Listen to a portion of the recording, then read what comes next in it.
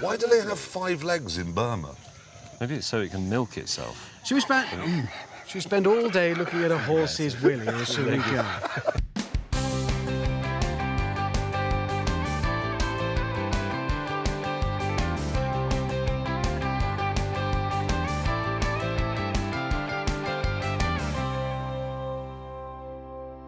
Hi everyone, I'm the Broken Meeple. Win or lose, I'm going to be honest with you. This review is for Epona. This is Vladimir Suchy's new game from Delicious Games, and it just came out of nowhere. I mean, did anybody expect this one? Did they actually advertise it or buzz about it? No, it just turned up. It's like, yay, we're at Essen.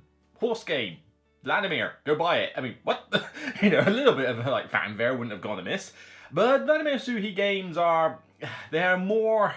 they're certainly varied with me. There are some Vladimir fans out there, and the guy's great, but I still have Pulsar 2849 and Underwater Cities on my shelf. Those are the two games that I think are his best. The thing is, ever since then, nothing has come out that's really got my interest. I mean, I didn't like Shipyard, I didn't like Woodcraft, I didn't like Messina that much. It was alright, but it was a bit meh.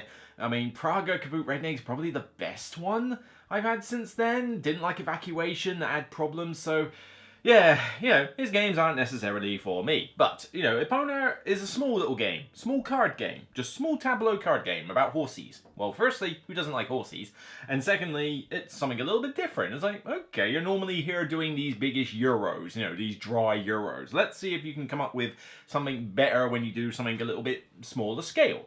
It's a bold strategy, Cotton. Let's see if it pays off for him. Now, there are two variants for this game. You can play a low interaction variant or high interaction variant. If you play this solo, which is the majority of the games I've played, you are playing the low interaction variant. This basically revolves you using a bunch of selection cards to play out each round. If you use high interaction variants, you have to do this multiplayer, and this basically takes the I split you choose mechanic from some other games and incorporates it into this one.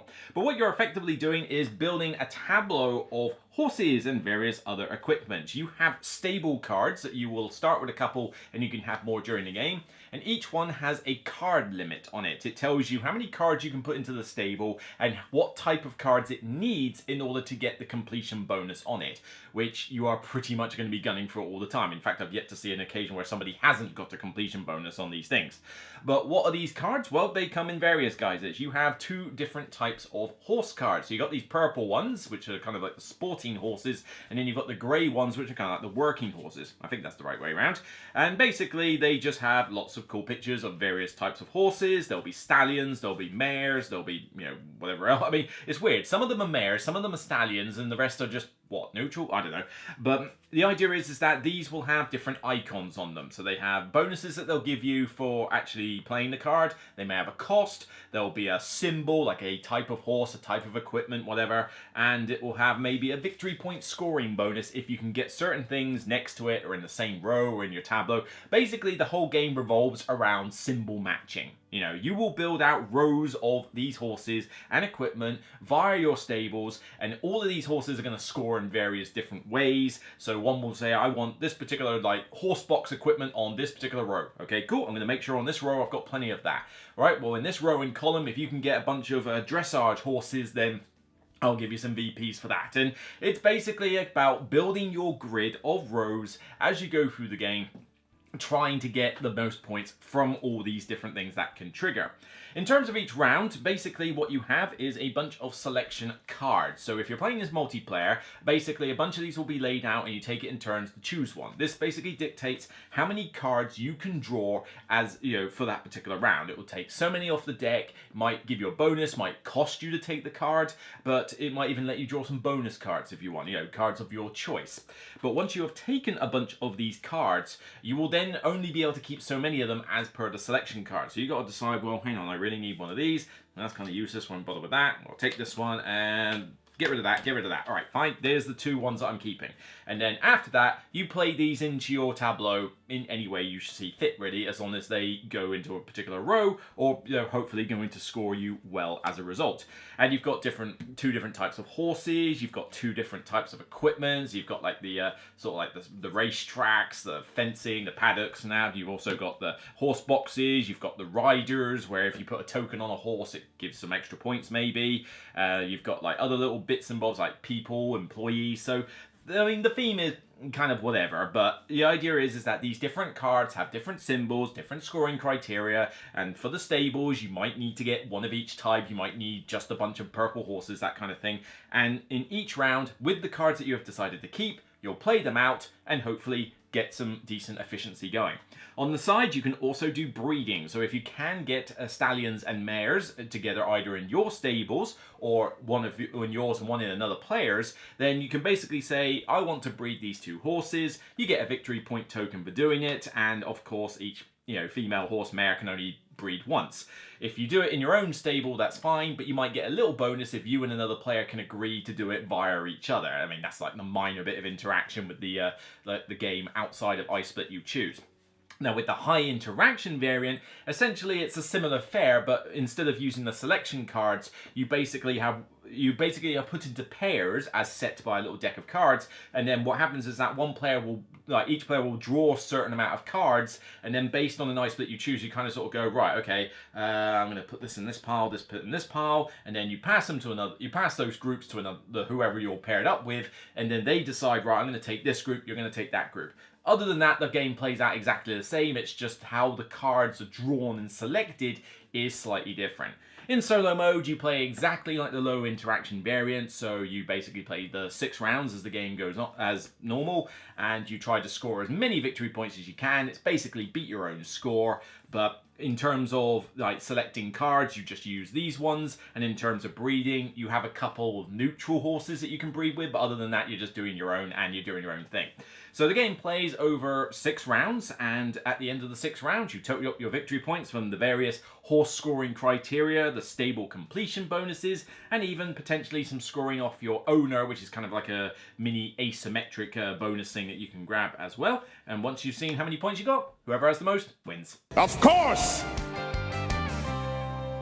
It is a pretty nice looking game overall. The artwork is kind of like a sort of Art Deco style. It's weird. It's a different style of art to what I've seen in a lot of recent games, but it's very nice and colourful. I mean, when you have built up this tableau of cards here, it does look very nice. The horses look nice, the people look good, the equipment looks good. It's like I say, it's a different style, and some people will like it, some people won't, but I think it's nice and colourful. It's a visual spectacle on the table. People will look at it and go, oh, it looks cute, oh, horsies, and they'll get that similar feeling. The rest of the components are pretty bare bones though. I mean, it's cardboard coins, so there's nothing like major there. Cardboard tokens, these cubes and little rider tokens, they're quite tiny. You have to put them on your cards, and these can get a little bit fiddly to mess around with, but the component quality here is fairly basic, although the game is still priced the same as other games I've reviewed lately, which have far better production quality than this does. So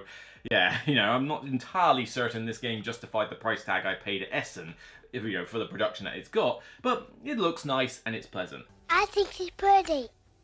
Quiet, bud. The game doesn't take too long to play either. I mean, 40 to 70 minutes is on the box, and that's relatively accurate if you're playing with, say, a few players or by yourself. If you play in the upper echelon of the scale, then it gets a little bit ridiculous. We'll get onto that a bit later, but if you play with, say, 2 to 3 players, 4 absolute max, then you should be able to get this game done in about an hour, hour and a quarter, 40 to 70 minutes easily. And certainly if you play this solo, 40 to 60 minutes is actually kind of realistic. I mean, 40 is if you're going at a pretty good pace, but an hour, yeah, you should be done, set up, played and done and dusted in about an hour. If anything, the scoring takes longer than half of the game or something, because you've got to go through all the different horses and figure out how each of them are scoring, which is a bit of a chore. It's over 9,000! The gameplay itself is relatively smooth, once you get the hang of it, more on that later, but during each round you're basically picking a bunch of cards and deciding where you want to put them, and there's a decent amount of thinking involved as to where you want to put them in your grid. You can't just slap them down willy-nilly.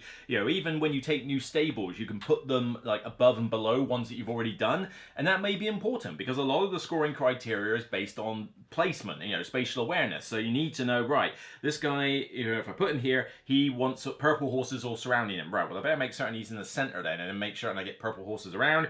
But then as you play through the game, you come across so many of these different scoring criteria that you actually kind of struggle to figure out which ones you should be focusing on. And if you diversify too much, you actually might hurt your score a bit. It's much better to say, right, you know what, I'm going to focus on a few really well, and then some others you just ignore, because you cannot do everything in terms of scoring. It's just not going to happen.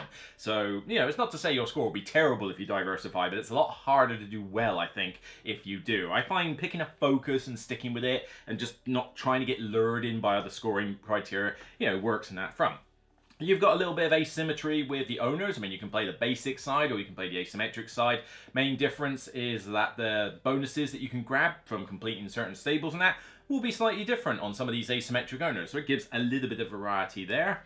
The card variety, I mean, these are good sized decks, so there's not a huge amount of rinse repeat, although at the end of the day it is basically just like symbols and some scoring criteria, so it's not like you go in one game, oh, I got this horse this time, this horse is like, yeah, I remember this horse, this is great. It's like, no, it's just the fact that you've got a lot of different combinations for types of horses, types of, you know, equipment, types of people, mares, stallions, stables, equipment, you know, the works, you know, so you've got a decent amount going on. With the different interaction variants, I mean, if you want to play this low interaction, and fine, but I find that low interaction just really isn't worth it unless you're playing it solo, or maybe 2-player with somebody who's not used to interactive games, because the low interaction variant is pretty much a solitaire game. And, you know, with the solo mode, it actually does work quite well in that, because you basically just draw 3 of these cards, decide which one you're going to use, and the other 2 you get rid of, and then you draw your cards and keep so many of them, and then you play your grid. So the solo mode is nice and speedy. You know, there's not a lot of extra rules on top. It is, unfortunately, just beat your own score. There's no other objectives or automata or anything like that. I don't think it needed an AI, but maybe just something a bit more interesting than beat your own score. Like maybe there were some objectives that you had to do. You could have done like a Cascadia and had yourself with tweaking the setups and tweaking the like endgame objectives. Like, you know, I've got to do the screen, but I also must have 6 full stables this time round and achieve a certain amount of points. You know, just something like that, just to add a few challenges. But it's a bare bones solo mode, but it works. And honestly, with the low interaction variant, this game might as well just be a solo game anyway. So, you know, it's going to cater for that crowd. The high interaction variant, though, is a little bit more interesting because you have, and granted, you do need to play this with even players, really, to justify the high interaction variant. Like, this is a game that I kind of say you play with either 1, 2, or 4 players, really. And even the 2-player mode in high interaction does have a variant in the back of the book to make it a little bit more interesting, so it's not perfectly designed, but a 4-player game of this with the high interaction variant is actually pretty cool. I mean, you've got the slowest common denominator in terms of getting stuff done, and the game can maybe go on a little bit longer, but with 4 of you end up with 2 pairs each round that can breed horses together, and the I split you choose works a lot better with even players. But I split you choose is an interesting mechanic. I like it personally, and it works here for thinking, right, well, I need these particular horses, but I also need these, but hang on, is the opponent also wanting these? And it's like, well, you know, they are looking at that particular equipment as well, and it's like, well, if they take this equipment, I better make certain they get rubbish on top, so I'm going to decide this and this. And I think that actually works well. You know, a high interaction variant is fun. It's not direct, like, punch you in the face interaction. It's not like, oh, I take your horse, or I, you know, well, actually, that's going a bit dark if I say that kind of thing. No, but, you know, you're not doing anything negative, shall we say, to other people's horses and stables, God forbid, you know, right? So, but, you know, so you haven't got to worry about negative interaction. The I split you choose is basically what they call high interaction. I mean, high interaction, it's a bit of a stretch, but at least it means that you actually do care a little bit about what the other players are doing, as opposed to the low interaction version where you honestly couldn't care less. Hooray! People are paying attention to me. So on to some of the negatives. Oh, I hate having to bash this again, but for crying out loud, publishers, can you please just pay somebody to look at your rule books? The last few games I've been playing, with the exception of one, I'm like, seriously, what is going on? Is there just a trend now where rule books are now a tertiary care with publishing? But this is not a complicated game. I mean, you know, you're putting cards down into a tableau and getting symbols, all right? How hard can it be? But this rule book goes as far as it can to make it irritating to learn for what is meant to be an easy game. I mean, you know, it's worded pretty badly in various instances. The breeding rules took me several reads to quite understand how the hell that was supposed to work. You know, they really do not explain it that well. But what also sort of complicates things is, yes, you do have a reference aid, but even though there's a lot of information on this reference aid, I swear in a few occasions it actually causes more questions than it solves. But this rulebook also commits two cardinal sins. Firstly, it explains key rules of the game while it's going through components. What? No!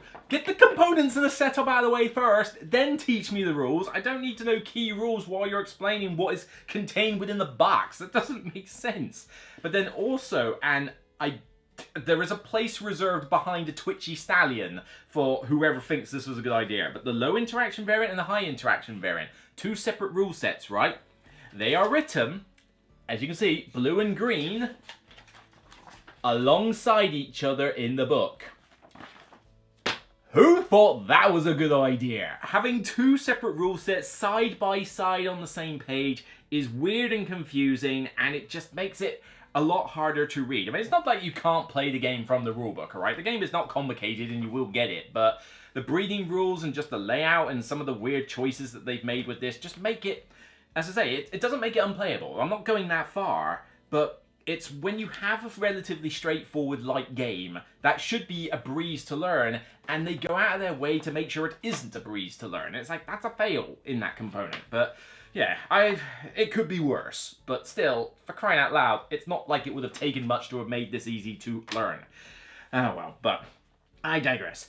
Other negatives that I can think of, I mean, I've already mentioned a little bit with some of the component quality. The theme, I really wish there was a bit more theme to this game. I mean, there is none. You know, it looks nice to sort of go, oh, look, we're building up a little stable of horses, that's great. And certainly the imagery on the horses are nice, all right? If you like me and like animals, you're going to like the look of these horses. But the theme means nothing. There is no theme in this. And if you read the overview on Board Game Geek with, you know, where it says, like, you know, you will, like, you know, breed horses to make the new champions and set yourself a name in equine history. Say what? Steady on, guys, all right? This is literally a tableau builder where you put stuff in rows and columns and match symbols.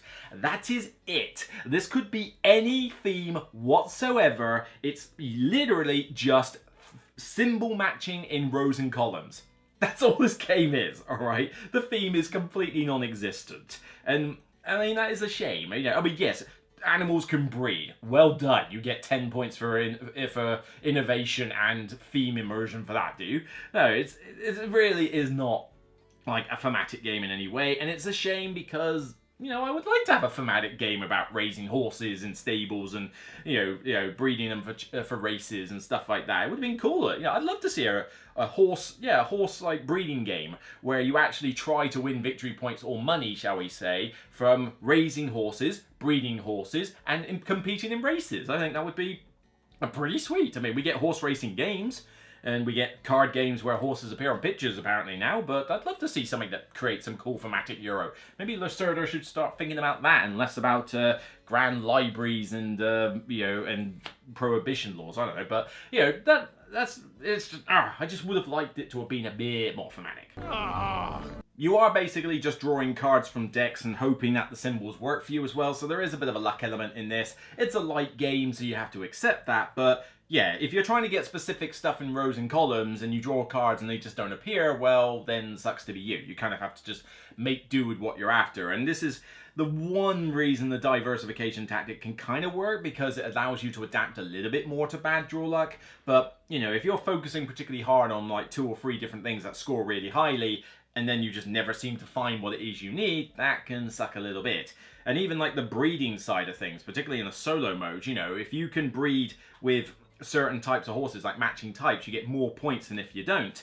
Well, you try to draw to find the matching types, and one for a particular male just doesn't turn up. I mean, a lot of these horses don't even have the male and female symbol, so, you know, they do appear, but nowhere near as often as other stuff in the card. You know, we're not talking sanctuary levels of bad with that whole male and female pairing system that game had, but, you know, this one still finds that you're drawing a bunch of cards and you're like, where the hell is there a male of any type here? It's like, seriously, get on with it. It can get a little bit, lucky sometimes with how your game turns out. But it's a light game. It's meant to kind of be that way. The player count scaling, as I mentioned, is also another problem because, as I mentioned, playing this solo is fine and probably the second best way to play the game, I think. Maybe the best way to play it is solo. You're playing a low interaction variant and you can get it done nice and quick, and at the end of the day, it's pretty much a solitaire game at that point anyway. But two-player has a variant in the back of the book to make the I split you choose mechanic a little better, but you're probably only playing this with multiplayer at 4, because with I split you choose, you really want even players. It gets a little bit weird and fiddly with odd players, and there's no rhyme or reason why you should play this with 5 or 6. I mean, for starters, 5, too many players, and it's not even players anyway, so why the hell would you? 6, okay, you got even players now.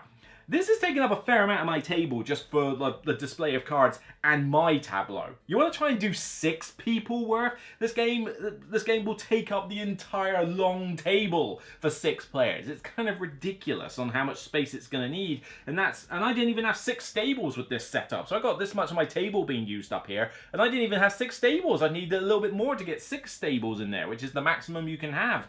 And then try to do that with 6 players. And even then, people are going to take forever, like, with the I split you choose thing. Like, I finished splitting. Are you done splitting yet? Okay, right, I'm going to put these in here, put these in here. Are you done doing it? Hang on, we'll wait for you then. Okay, get on with it. And then when you get to the scoring at the end, whoo-wee. I mean, let me put it this way. I have got, in this solo game I was playing here, 1, 2, 3, 4, 5, 6, 7, 8, 9, 10, 11, 12, 13, 14, 15, 16, 17. 17 of about 25 cards, 17 out of about 25 cards have endgame scoring bits on them. So when you get to the scoring bit at the end, you've got to do your owner, you've got to do all your stables, which is a little bit of time as well.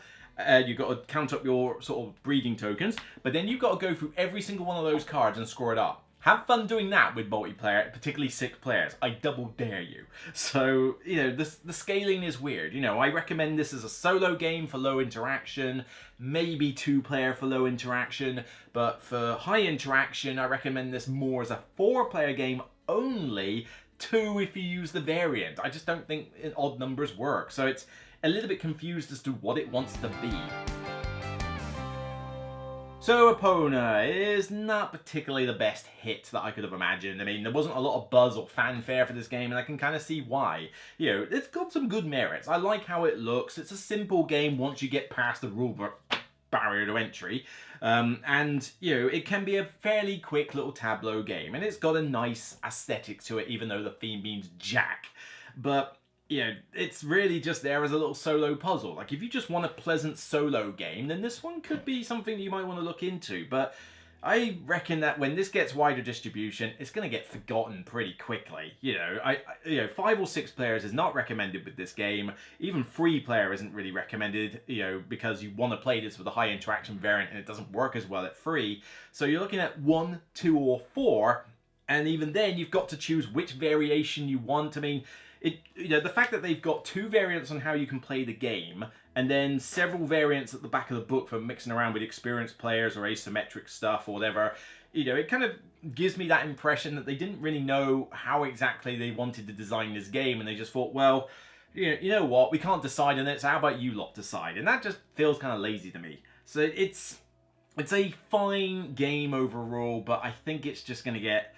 It's going to get lost, when I don't think this will suddenly be bought up by everybody when it releases. I'm already hearing reports where people have looked at how this game plays or seen some playthroughs and they've gone, yeah, that doesn't seem like much for me. They're probably going into this with high expectations because of the designer's name and the theme, and certainly the theme was what drew me in at first, and then when you see what it actually is, you're kind of like, so you need to set your expectations accordingly. It's a fine game, but for what it is, for the price point and everything, it just boils down to a simple matching game of tableau. So it does have some fun elements. It's just, there's not much else. I'm giving it a lowish 6 out of 10. And, it's above average if you're playing it solo.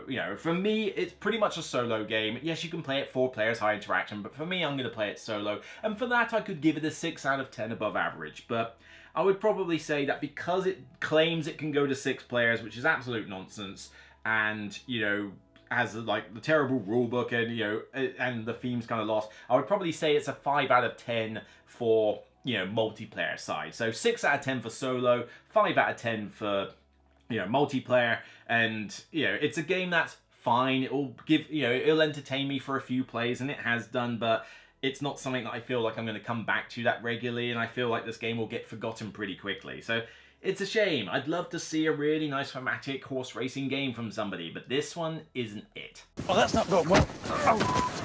So that's it for me on this episode of The Broken Meeple. If you like what you see, then please thumb it up on YouTube wherever you see it, or on Board Game Geek, and let me know your comments down below. What do you think of this game? Do you love it? Do you hate it? Was it what you expected? Was it completely not what you expected? Have you already forgotten about it even? By all means, let me know your thoughts. What do you reckon about the idea of a big Euro game about horse breeding and racing? I mean, that'd be pretty sweet, right? And until next time, remember, it's only a game, and I'll see you on the next Broken Meeple video. Take care, guys.